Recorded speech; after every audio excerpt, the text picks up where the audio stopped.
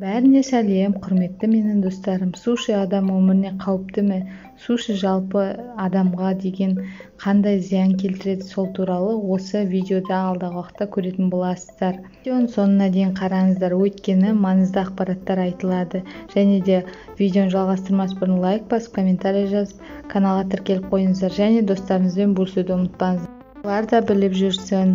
Суши адам өміріне қауіпті болып шықты. Қазіргі уақытта суши тағамын сүйіп жейтіндер көп. Португалиялық асқазан ішек ауруларын емдейтін дәрігерлер Жапонның суши тағамының қауіпті екенін айтты. Мамандардың айтуынша, суши паразиттік аурулардың таралуына себепші.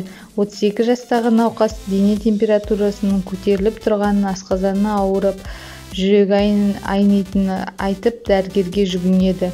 Ол аурар алдында суши жегенін айтты.